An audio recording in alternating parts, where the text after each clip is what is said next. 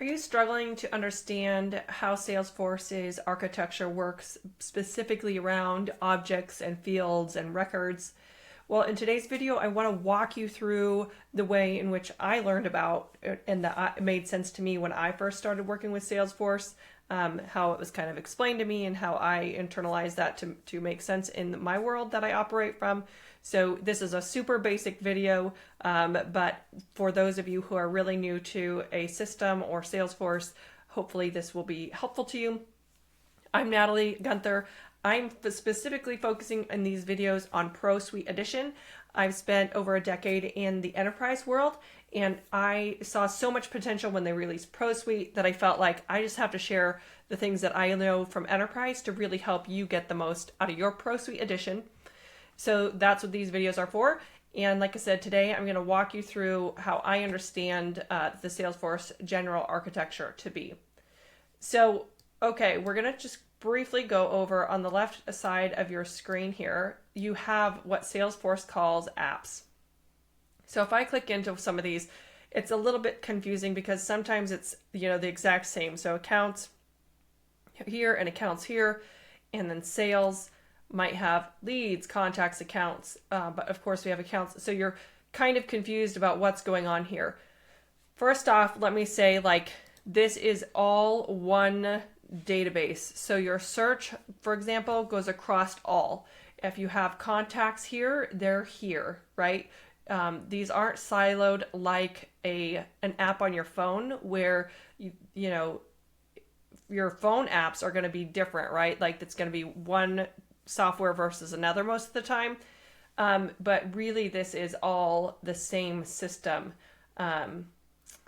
Maybe the closest thing would be like Gmail, right? Where you have one Gmail account, but your account, email, all those things, it's all still one account. That's the same thing here with Salesforce. It's one org. The contact table or object is all just one table.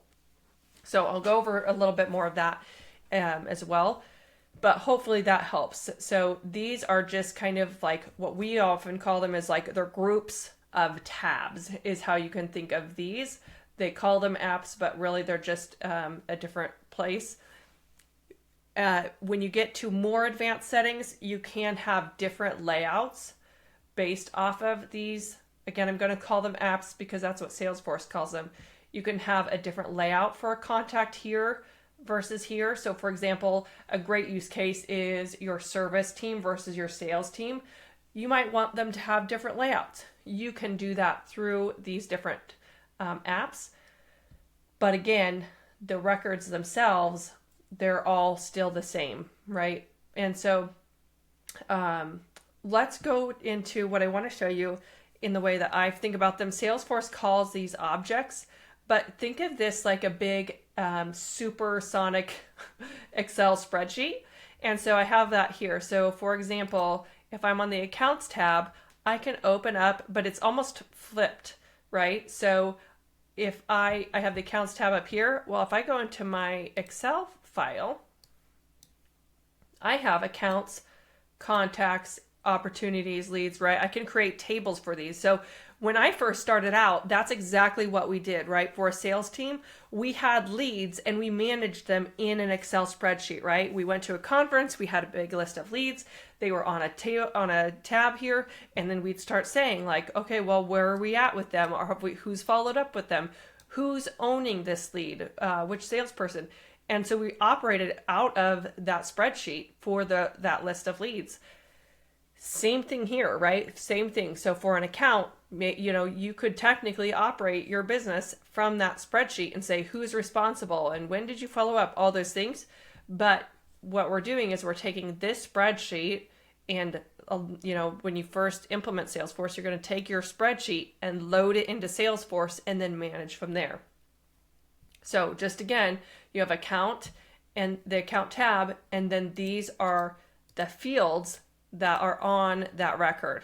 So if I click into account, now some of these fields I went to I'm going to compare this to the backend setup here in a second for you, but you can see now, right, that some of these fields, account name, number of open opportunities, active, right, all of those are fields on this table or object that Salesforce calls it.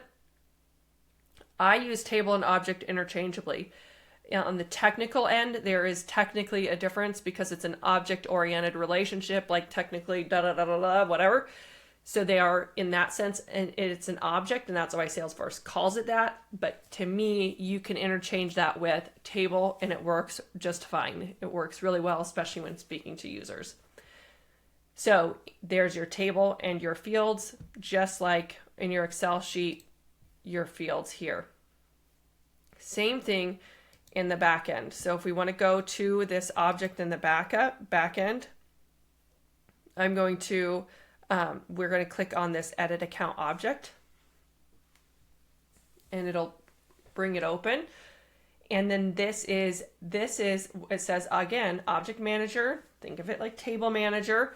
I'm in the account table, and then these are all the settings as it relates to this specific object or table. For simplicity, I'll probably use it interchangeably because I just naturally do, but I'm going to try to just stick with one from here on out. So I'm on the account object, and then there are details here, right? So this is just general information about this table. And then if I click in fields and relationships, again, this is where you see this one-to-one relationship with the fields I had on that spreadsheet, right? So I have open opportunities, account ID, name, number, same thing here. Open opportunities, account ID, name, account name, and account number, and whether it's active or not.